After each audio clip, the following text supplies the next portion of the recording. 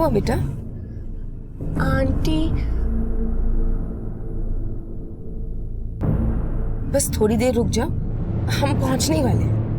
नहीं रुक सकती आंटी, प्लीज। बहुत तेज आई है। क्या हुआ? सर इसे बहुत तेज टॉयलेट आई है।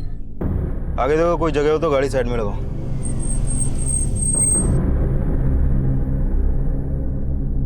वहां चली जाओ, जल्दी करो।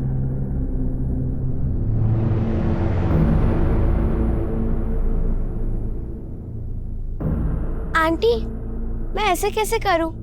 आप उधर मुड़ जाइए ना। ठीक है।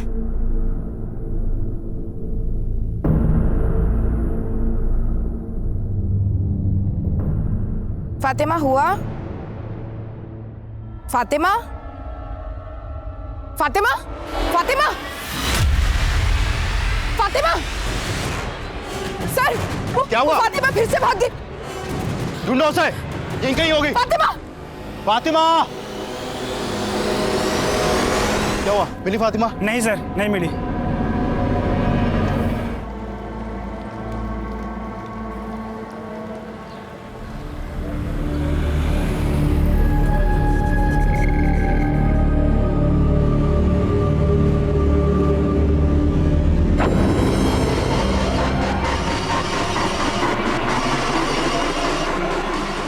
फातिमा, यहाँ क्या कर रही हो बेटा? अच्छा, तुम ये बना रही थी, वापस से तुमने स्कूल से ताली मारी। छोड़ो, बच्ची है। चलो आओ फातिमा, अंदर आओ। क्या बच्ची है ये? हाँ, हरकतें देखी है इसकी। सुनो, आज मैं इसके स्कूल गई थी, पता है इसने मास्टरनी को क्या बोला है? कि मेरी फुप्पी को कैंसर है, मुझे घर का सारा काम करना पड़ता है, इसलिए मैं स्कूल का काम नहीं कर पाती। बोलती क्यों नहीं? फातिमा, क्या ऐसा है कि तुमने ऐसा बोला? हाँ, मैंने इसे बोला था, क्योंकि अगर मैं ऐसा नहीं बोलती तो टीचर मुझे बहुत मारती, और अब फूफी मुझे बहुत मारेगी। आप भी मार लो फूफी। देखो देखो देखो इसकी नौटंकी। अब ये रोना धोना बंद कर और पढ़ाई में ध्यान लगा। हाँ? शबनम, तुम इधर आओ। अरे बच्ची है पराये घर की, है? तुम इसके साथ ऐसा बर्ताव करोगे ना तो हमसे दूरी बना लेगी, और लोग क्या सोचेंगे कि हम इस पे जुल्म ढाते हैं? आप तो रहने ही दीजिए। आपकी इन्हीं हरकतों की वजह से आज वो बिगड़ी हुई है। इतनी मुश्किल से स्कूल में दाखिला कराया है, जब पढ़ाई लिखाई नहीं करनी तो बंद करा दो ना स्कूल। मैंने तय कर लिया है, अब से आशिमा के घर ही पढ़ाई लिखाई करेगी और वही से सुधारेगी। चल अंदर जा, कपड़े बदल। पता नहीं सारा दिन कहाँ घूमती रहती है, परेशान कर रखा इसने।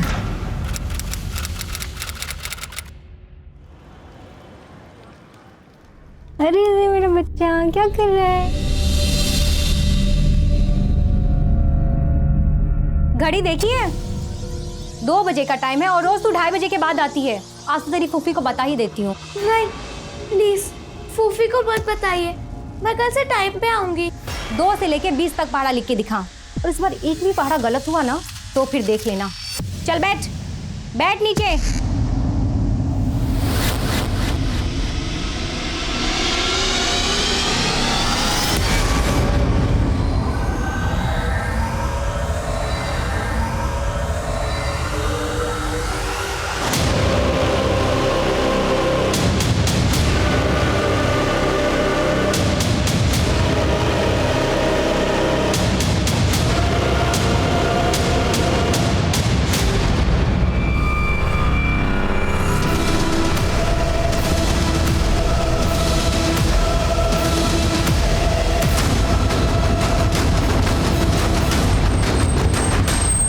जय हिंद सर।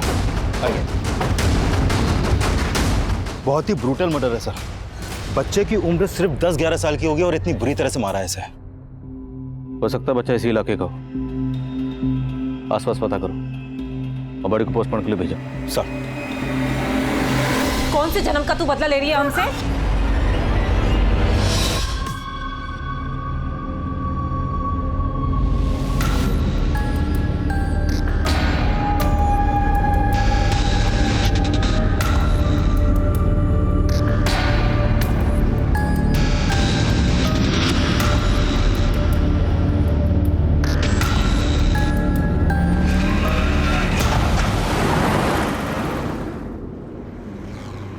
कोई बाकी तो नहीं है टिकट के लिए?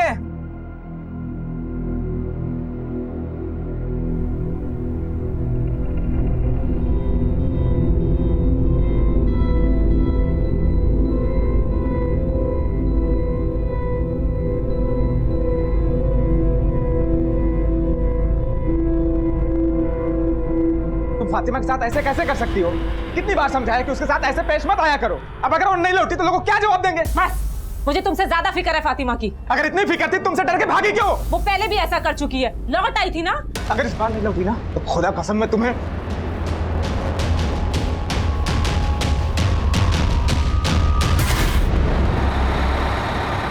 चलो चलो उतरो, आखिरी स्टॉप आइए, चलिए उतरिए।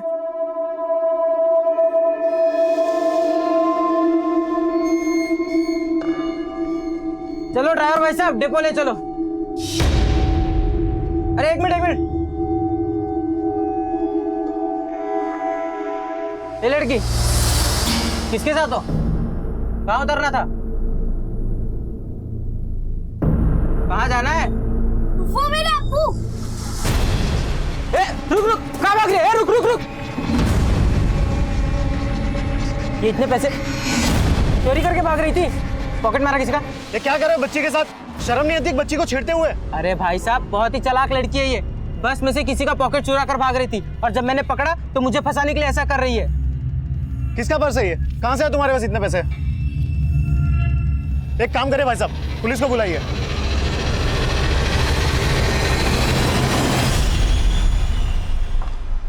Coming sir. कमें। सर, तालाब पर जिस बच्चे की लाश मिली थी हमने उसके बारे में तालाब के आसपास सभी लोगों से पता किया, लेकिन किसी ने भी उस बच्चे को आइडेंटिफाई नहीं किया। और हमने सभी पुलिस थानों में भी चेक किया सर, लेकिन किसी भी थाने में ऐसी कोई भी मिसिंग कंप्लेंट दर्ज नहीं हुई है जो उस बच्चे की उम्र और हुलिये से मैच करती हो सकता बच्चा यतीम हो या फिर उसकी फैमिली से ही उसके मर्डर में शामिल हो, इसलिए मिसिंग कंप्लेंट फाइल नहीं की गई। तो हो सकता है कमिंग सर। कमें। सर, नोएडा के एक बस स्टॉप पर 9-10 साल की एक बच्ची को पकड़ा गया है। सर, कंडक्टर का कहना है कि वो बच्ची बस में पॉकेट मार रही थी, लेकिन जब उस कंडक्टर ने उसे पकड़ा तो वो बच्ची उस पर छेड़छाड़ का आरोप लगाने लगी। शर्मा। सर चलो।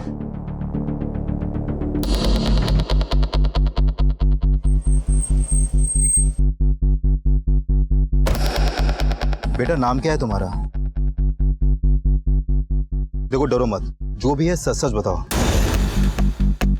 क्या ये अंकल ठीक बोल रहे हैं? सर मैं झूठ क्यों बोलूंगा? इस लड़की के हाथ में जो पर्स है आप उसे देखिए, कितना पैसा है उसके अंदर। लो बेटा पर्स देखो। नहीं।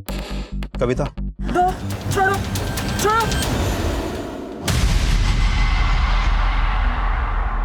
इतने पैसे कहां से आए तुम्हारे पास? बेटा तुम्हारा घर कहाँ है बताओ। जॉब कर रहा है। अरे साहब जाने दो ना साहब, गलती हो गई। तो क्या है? चाय पानी है साहब।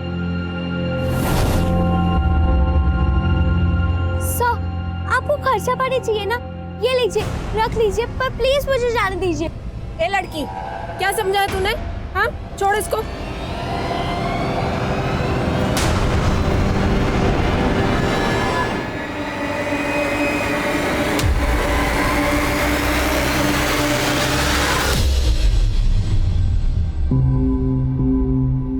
बेटा, तुम्हें मालूम है तुम्हारे पर्स में क्या था? देखो, हम अब भी पूछ रहे हैं, सच सच बता दो, क्या वो पर्स तुम्हारा है? नहीं, वो पर्स मेरा नहीं है। तो वो पर्स आपने चुराया था? नहीं, मैं चोर नहीं हूँ। तो वो पर्स आपके पास कैसे आया? सर बहुत चालाक लड़की है। जब इसके पर्स में से पैसे निकले तो कहती मेरा है, और जब निकला तो मना करने लगी। मुझे छोड़ दीजिए, मुझे मेरे घर जाना है। अच्छा ठीक है, आपको आपके घर लेके जाएंगे, लेकिन कैसे लेके जाएं? पहले ये तो बताओ आपका घर है कहाँ पे? याद नहीं? लेकिन आपको आपका नाम तो याद होगा ना? क्या नाम है आपका? और वो बैग आपके पास कहाँ से आया? देखो बेटा, जब तक तुम कुछ बोलोगी नहीं, ये तुम्हें यहाँ से जाने नहीं देंगे। अब बताओ, तुम्हारा नाम क्या है? फातिमा। फातिमा, तुम्हारा घर कहाँ है? झारखंड। झारखंड? तो झारखंड से नोएडा कैसे? रेलगाड़ी से। किसके साथ? आपके घर पे और कौन कौन है?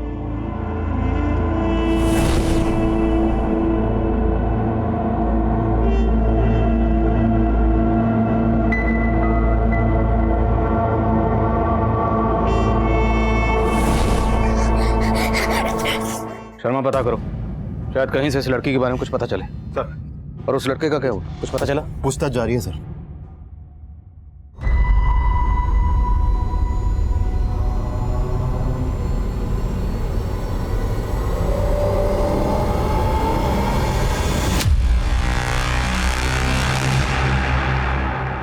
अस्सलाम वालेकुम मुश्ताक भाई।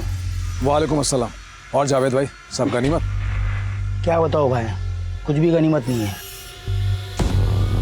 लड़की ने नाक में दम कर रखा है मेरा बैग चुरा के भागा। बैग में 10,000 रुपए के साथ साथ 25,000 का माल भी था और अभी पुलिस के हाथ लग गई है। भाई मेरे को शक है कि इस लड़की के चक्कर में पुलिस हम तक ना पहुंच जाए। टेंशन मत ले जावेद, मैं निकालता हूँ इसको बाहर। ये देख, इस लड़की के पास मिला है। अपने एरिया में जितने भी लोग का धंधा करते हैं ना, सबकी इन्फॉर्मेशन निकाल और पता कर इस लड़की के पास ये आया कहाँ से।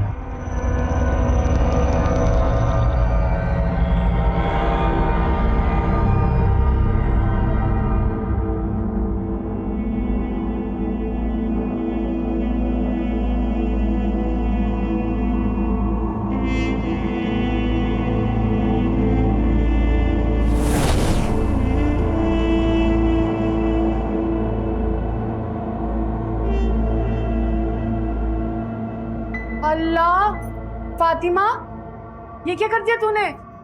पूरी दीवार खराब कर दी। अम्मी, दीवार खराब कहाँ की है? देखो कितनी खूबसूरत पेंटिंग बनाई है। ये आपा, ये भाईजान, ये आप, ये अब्बू और वो मैं, छोटी सी। बेटा अगर फोटो बनानी थी तो कॉपी में बनाती, पूरी दीवार गंदी करने की क्या जरूरत थी? अम्मी, कॉपी भर गई है। मैंने अब्बू से कहा था कि वो कॉपी ले आए। हाँ तो तेरे लिए लाए हैं ना नई कॉपी, ये देख। ये मेरी नई कॉपी। मेरा प्यारा बच्चा। आपा, भाईजान, देखिए अब्बू मेरे लिए नई कॉपी लाए।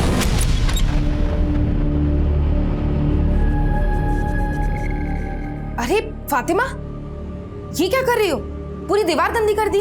कॉपी भर गई है, नई कॉपी कब लेके आएंगे अब्बू? अब्बू? बेटा, तुम्हें अब्बू की याद आ रही है? तो बताओ, तुम्हारे अब्बू कहाँ रहते हैं? हम उन्हें यहाँ बुला लेंगे। कुछ नहीं बेटा, कुछ नहीं।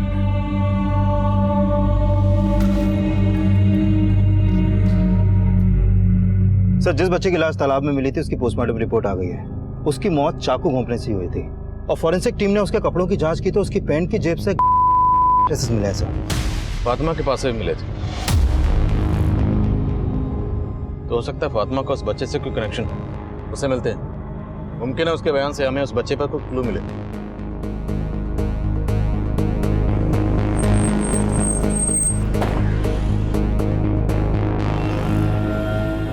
सर, उस लड़की ने ज्यादा कुछ नहीं बताया, लेकिन मुझे लगता है कि उसकी इस बात में सच्चाई है कि वो झारखंड की रहने वाली है। ऐसा लगता है उसके अब्बू मर चुके हैं। उनका जिक्र होते ही वो उदास हो गई थी और तब से उसने कुछ खाया भी नहीं। मुझे नहीं खाना, मुझे जाने दो। क्या हो रहा है ये? मुझे जाना है यहाँ से। घर जाना ना आपको? बैठो। हम तो आपसे यही पूछ रहे हैं कि आपको कहाँ जाना है। जब तक आप बताओगे नहीं, हम आपको आपके घर कैसे लेके जाएंगे? बोलो। ठीक है, लेकिन हमने आपके घर का पता लगा लिया कि आप कहाँ रहती हैं।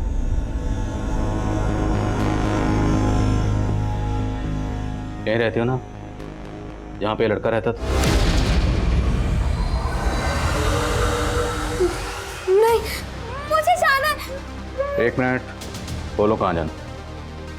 जगह का नाम बोलो। दुर्गापुर। गली नंबर, मकान नंबर याद है? नहीं, वो तो नहीं मालूम, पर मेरे घर की दीवार सफेद रंग की है।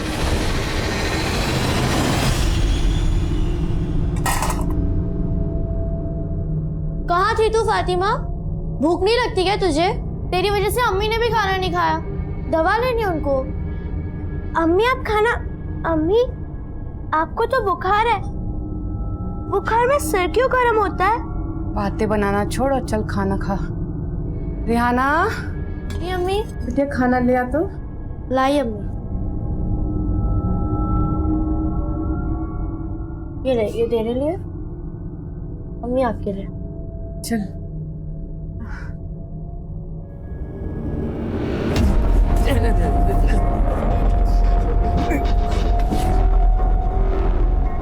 अब्बू, अपने आप को संभाल नहीं सकते तो इतना क्यों पीते हो?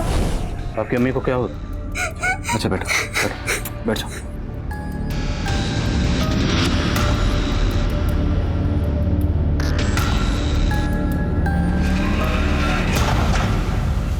ये लड़की कुछ भी साफ साफ नहीं बोल रही है। कुछ है जो ये शायद जानबूझ के छुपा रही है।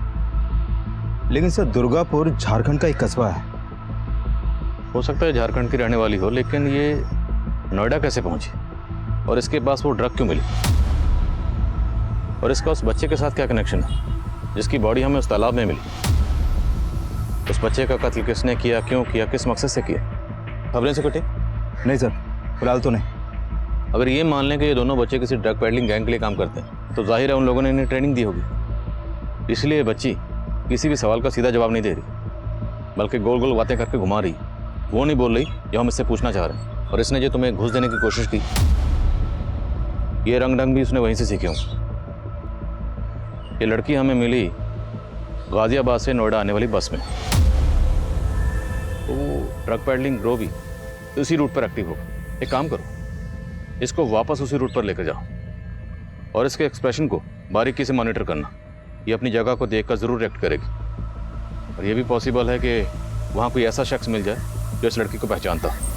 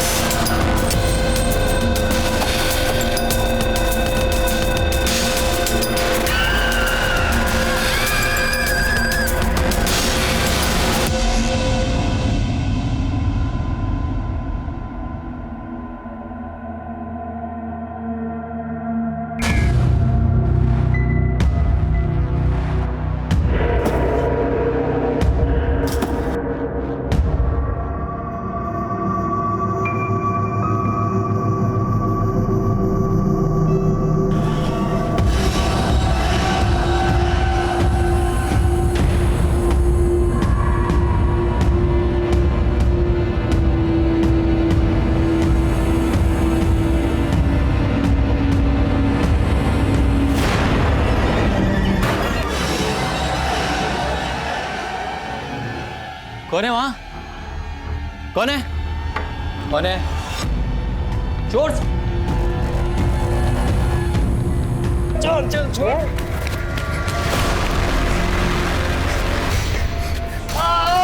क्या हुआ? क्या हुआ? गार्ड! क्या हुआ? कौन आया था? चोर।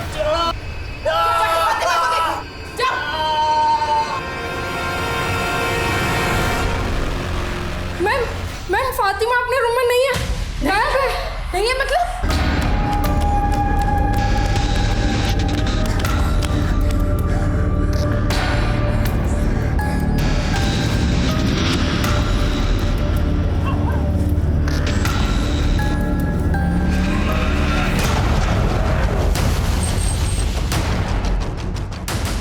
सर, यहाँ के गार्ड पे हमला हुआ है।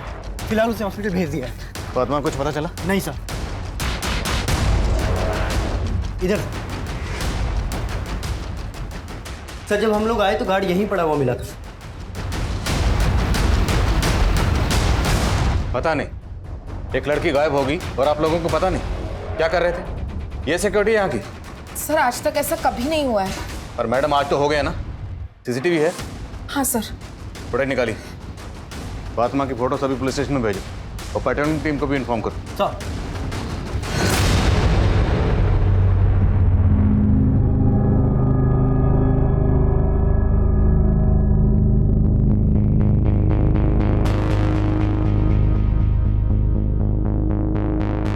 सर 2 आदमी यहाँ पर आए थे, लेकिन क्या ये फातिमा को यहाँ से भगाने आए थे या फिर इन सब का फायदा उठाकर फातिमा खुद भाग गई? ये दोनों जो भी थे इस जीवन शांति में चोरी के इरादे से तो आए नहीं होंगे, तो इनका मकसद क्या था? फुटेज से साफ लग रहा है कि फातिमा इनके साथ नहीं गई बल्कि अपनी मर्जी से भागी।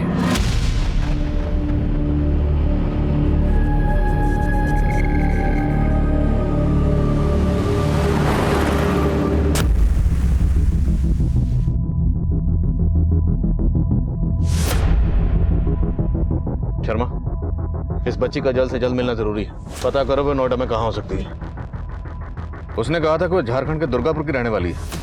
वहां की लोकल पुलिस को उसकी एक फोटो भेज।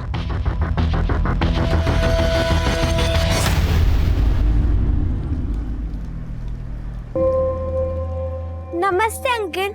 हाँ नमस्ते, बोलो। एक बर्फ मिलेगा? 14 रुपए। ए रुक रुक रुक, चोरनी पैसे दे। ए रुक रुक रुक।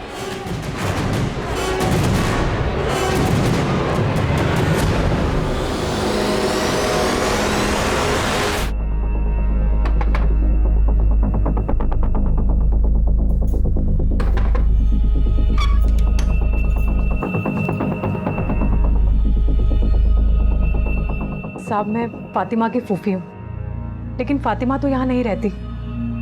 कहाँ रहती? वो फरीदाबाद में रहती है। मेरी छोटी बहन और उसकी छोटी फूफी शबनम के यहाँ पर। फरीदाबाद में शबनम रहती कहाँ? वो सब मैं आपको बताती हूँ साहब, लेकिन पहले आप ये तो बताइए कि फातिमा ने ऐसा क्या किया है कि आप उसे ढूंढते हुए यहाँ तक चले आए?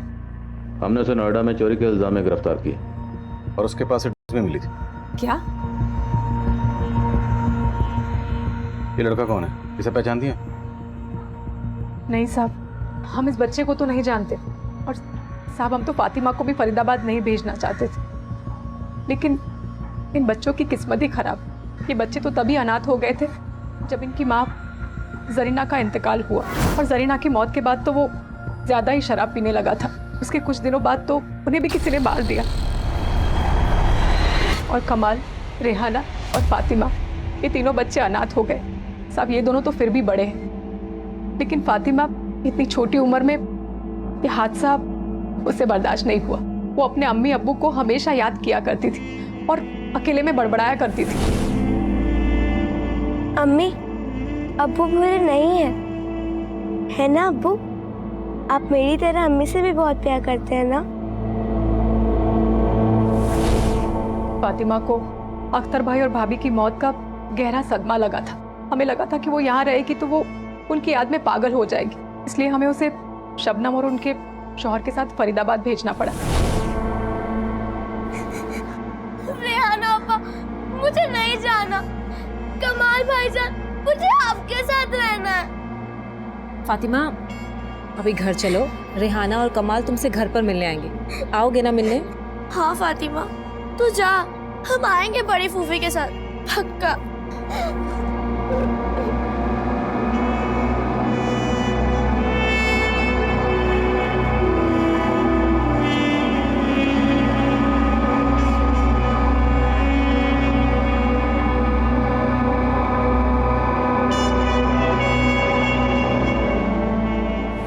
इनसे शबनम का नंबर और एड्रेस लो और शर्मा को बोलो कि तुरंत शबनम के घर जाओ। याद ये लोग पूरा सच नहीं बोल रहे हैं। वहाँ हमें फातिमा उस हालत में मिलती है और यहाँ के पता चलता है कि उसके वालिद अख्तर का कत्ल हुआ था। ये अख्तर का कत्ल क्यों हुआ था? सर अख्तर को शराब की लत थी, साथ साथ वो जुआ भी खेलता था। सर कई लोगों से वो कर्जा भी ले रखा था। सर यहाँ के लोगों से उसकी बनती भी नहीं थी, तो हमें लगा शायद मर्डर की वजह यही हो।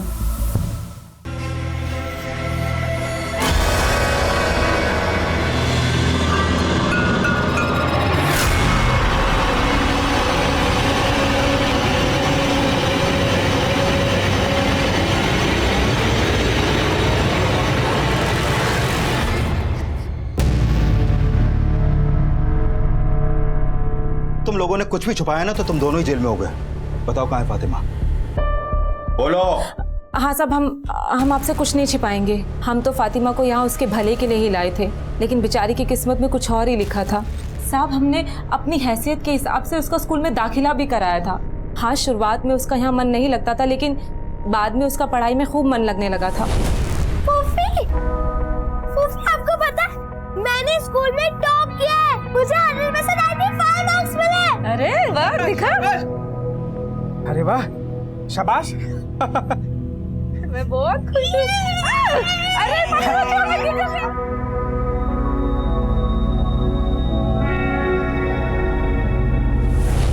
लेकिन ये खुशी सिर्फ चंद दिनों की ही थी। फिर पता नहीं क्या हुआ, उसका धीरे धीरे पढ़ाई से भी मन हटने लगा। हम उसे स्कूल भेजते थे तो स्कूल से भी भाग जाती थी। आए दिन उसकी मास्टरनी उसकी शिकायत करती थी। मैं जब उसे समझाती थी तो वो घर से भी भाग जाती थी और रास्तों में भटकती रहती थी।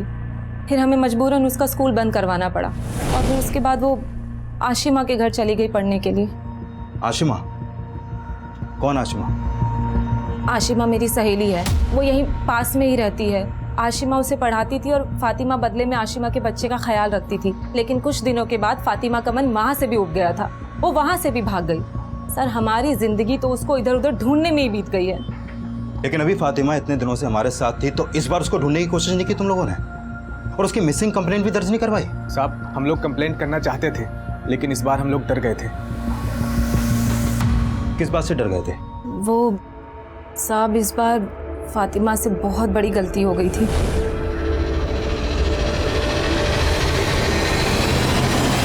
साहब, फिर आशिमा ने बताया कि फातिमा उसके बच्चे को खूनम खून करके भाग गई है। हमने फातिमा को खूब ढूंढा लेकिन हमें कहीं नहीं मिली वो। मतलब फातिमा ने आशिमा के बच्चे को मार दिया? नहीं साहब, बच्चा मरा तो नहीं, लेकिन उसको बहुत गंभीर चोटें आई थी और उसकी हालत बहुत नाजुक है। और फातिमा ने सिर्फ बच्चे को गिराया ही नहीं, बल्कि उनके घर से 10,000 रुपए भी चोरी करके भाग गई थी।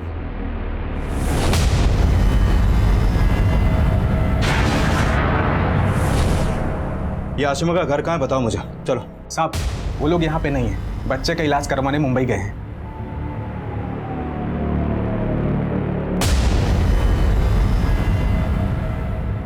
इस बच्चे को देखा है कभी? जानते हो इसे? नहीं साहब। लेकिन शर्मा, एक 10-11 साल की बच्ची में इतना गुस्सा, ये नॉर्मल बात नहीं हो सकती। होगी भी कैसे? पिछले 1-1.5 साल में इस बच्ची ने इतना सहा है, इतना देखा है। अपने माँ बाप खोए, अपने भाई बहन से दूर, या अपने फूफा फूफी के साथ रह रही।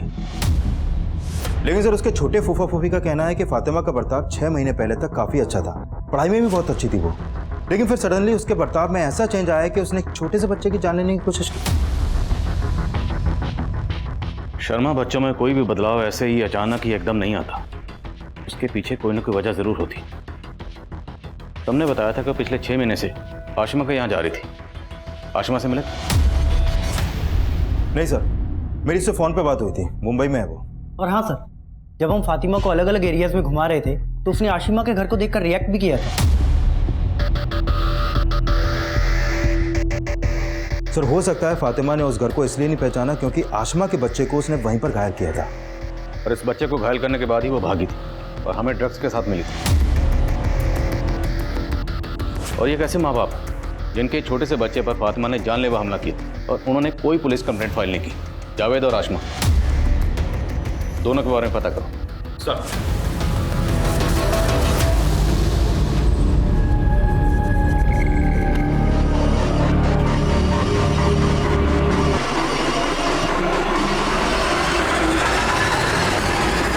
क्या फातिमा, घर नहीं चलना है क्या? आजा, घर चल। पकड़।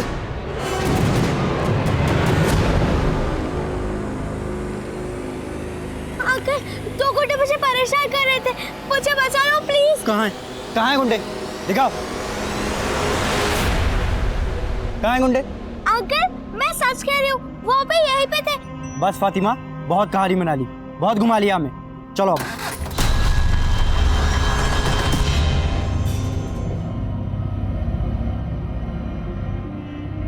फातिमा, अब एक भी झूठ बोला तो अच्छा नहीं होगा। बताओ, जानती हो इस लड़के को?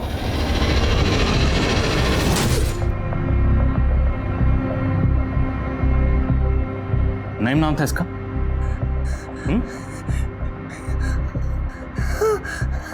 और वो दो लोग कौन थे जो उस रात यहाँ पर आए थे और तुम भाग गई थी?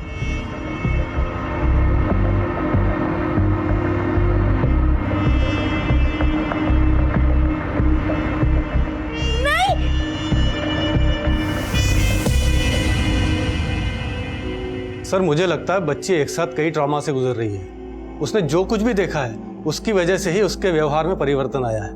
एंड आई फील बच्चों में ऐसे मेंटल ट्रॉमा की वजह फिजिकल एब्यूज भी हो सकता है। इसका कंप्लीट मेडिकल चेकअप करना पड़ेगा सर। ओके, आप चेकअप कीजिए एंड प्लीज अपडेट। आइए सर। बोलो राणा। जावेद और आसमा की कुंडली निकालिए। आसमा तो क्लीन है, लेकिन ये जावेद जो है किसी मुश्ताक नाम के आदमी के साथ मिलकर इसका धंधा करता है।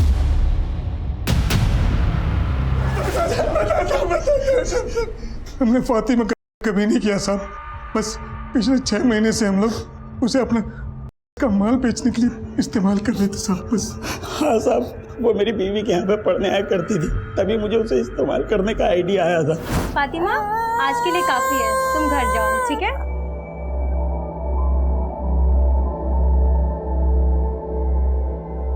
फातिमा, एक काम करेगी? खूब सारे पैसे भी मिलेंगे। पैसे? हाँ, बहुत सारे। फिर मैं उसे थोड़े पैसों का लालच देकर उससे अपने कस्टमर्स को पहुंचाने के लिए बोलने लगा। साहब, बच्चों पर कोई शक नहीं करता है और वो पकड़े भी नहीं जाते, और अगर पकड़े भी गए तो उन्हें छुड़ाना बहुत आसान होता था साहब। चौक कर रहा है। अरे साहब जाने दो ना साहब, गलती हो गई। कैसी गलती हो गई? बच्ची है साहब। ये क्या है? चाय पानी है साहब।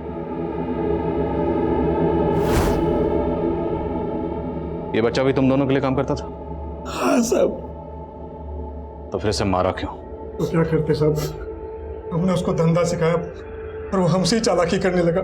कस्टमर से पैसा मिलता तो गायब कर देता, तो फिर वो हमने उसे गज्जू भाई से भी मिलते हुए देखा था। कौन गज्जू? गज्जू का भी हमारी तरह यही धंधा है। वो नईम साहब हमारा माल गायब करके उसके कस्टमर्स को बेचने लगा। खोपड़ी घूम गई साहब, मार डाला उसे।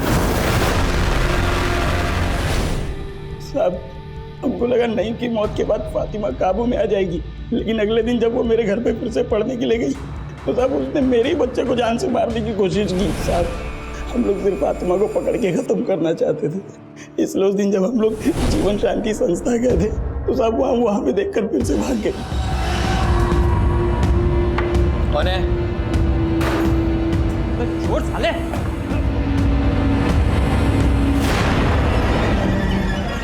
हम सच कह रहे हैं साहब, हम सिर्फ फातिमा को पकड़ के खत्म करना चाहते थे, हमने उसने कभी नहीं किया साहब।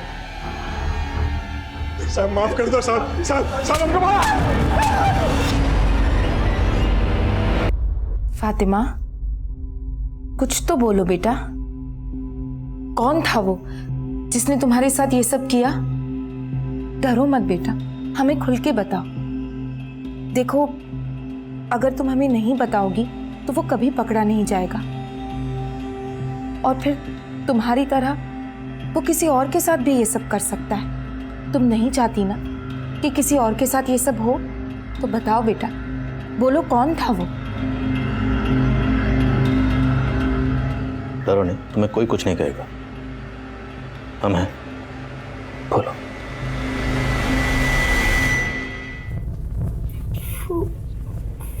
फूफा। तुम्हारे फूफा?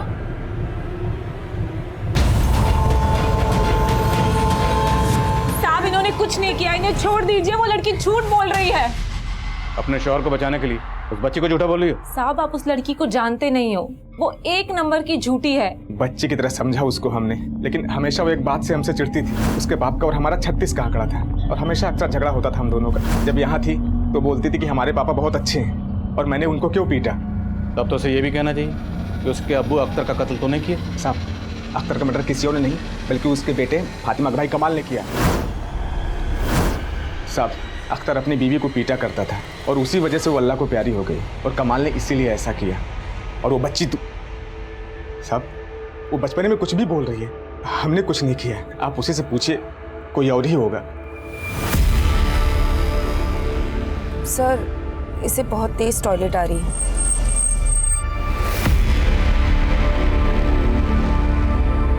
सर, क्या हुआ? फातिमा फिर से भाग गई।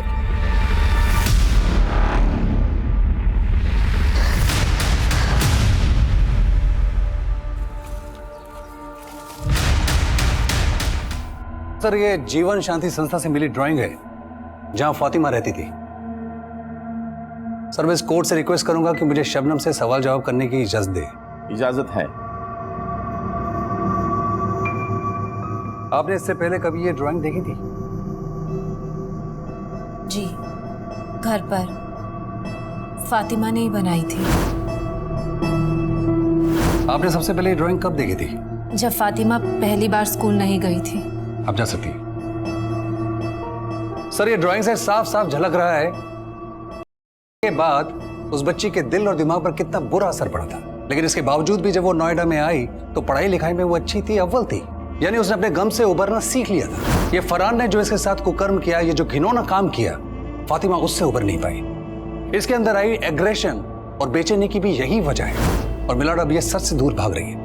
और सच से दूर इसलिए भाग रही है क्योंकि इसने जो देखा है उसको देखने के बाद इसका सच्चाई पर से विश्वास उठ गया है। और अभी भी अगर इसको न्याय नहीं मिला, इसके सच को झूठ बोलकर खारिज कर दिया गया, तो मिलाड इसके साथ बहुत बुरा होगा, इस पर बहुत बुरा असर पड़ेगा। ऑब्जेक्शन सर, हम इस बच्ची को कॉम्पिटेंट विटनेस नहीं मान सकते। Objection overruled. पिछले 2.5 महीने से ये सुनवाई चल रही है। आजकल हमारी सोसाइटी में माइनर्स के साथ अक्सर ऐसी अमानवीय, नीच और भद्दी हरकतें हो रही है जिससे एक बच्चे का न सिर्फ भविष्य खराब होता है बल्कि आने वाली एक पीढ़ी, सभ्यता और समाज पर बहुत बुरा असर पड़ता है। इसलिए ये कोर्ट फरहान कुरैशी को गिल्टी मानता है और उसे इम्प्रिजनमेंट की सजा सुनाता है। फातिमा के हक में अदालत ने एक तारीखी फैसला सुनाया था। हमारी चार्जशीट में लगाए गए सारे इल्ज़ाम सही साबित हुए थे। लेकिन ये जीत सिर्फ हमारी नहीं थी, ये जीत थी हर उस लड़की की, हर उस बच्ची की जो आए दिन वहशत का शिकार होती रहती है।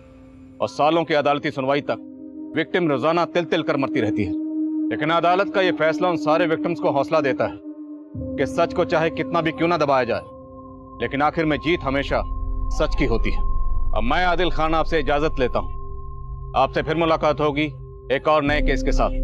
तब तक देखते रहिए क्राइम पेट्रोल 10 तक। मकसद बताना नहीं, बचाना है।